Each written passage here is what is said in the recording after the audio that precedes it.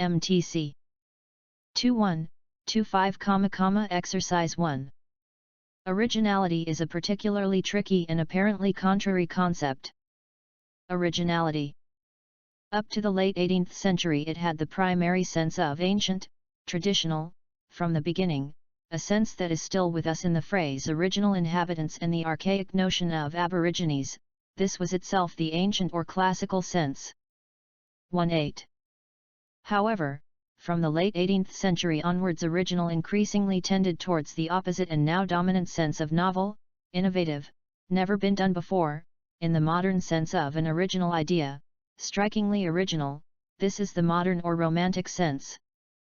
1.8 Original. Interestingly, the distinction between the two can be activated by something as slight yet significant as a change of article. The original painting refers us back to the initial version, not a copy, and invokes the earlier sense. An original painting refers us to a kind of painting that has not been done before and assumes the later sense. The original painting. An original painting.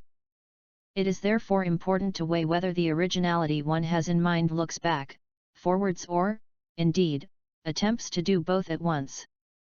Originality. MTC. Good job. Let's start.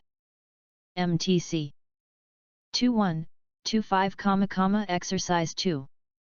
Words are bound up with certain patterns of behavior that provide criteria for their application. It is not, however, that the patterns of behavior precede the words or that words refer to nothing but patterns of behavior, but rather that language and behavior, thought, words, and deeds are interconnected. Learning a language is thus in many respects like learning a game. Knowing a game requires knowing the rules governing what one may and may not do in various situations. We assess a person's knowledge of and proficiency in a game by observing their conduct against the background of a number of constitutive and strategic rules. Such comparisons also provide the basis for further instruction. The same is true of language. Mastering an entire language or a specific linguistic activity, like teaching various color words or bargaining with a car dealer, requires knowing what to say and do in a variety of situations, how to play the game. MTC. Good job. Let's start. MTC 2125, Exercise 3. As a child's lexicon grows, she begins to utter simple sentences and to acquire new vocabulary at a very rapid pace. In addition, children begin to demonstrate a clear understanding of the specific rules that apply to their language. Even the mistakes that children sometimes make provide evidence of just how much they understand about those rules. This is sometimes seen in the form of overgeneralization. In this context, overgeneralization refers to an extension of a language rule to an exception to the rule.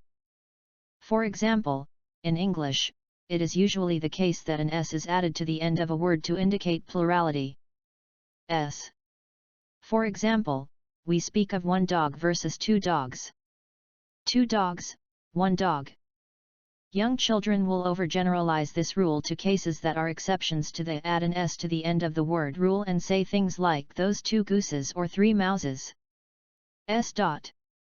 Those two gooses, three mouses. Clearly, the rules of the language are understood, even if the exceptions to the rules are still being learned. MTC. Good job. Let's start. MTC 2125, Exercise 4. On the national level of culture, we assume that people of the same national background share many things that bind them in a common culture, language, values, norms, and traditions. Thus, we expect Germans to differ from Hmong based on differing national cultures.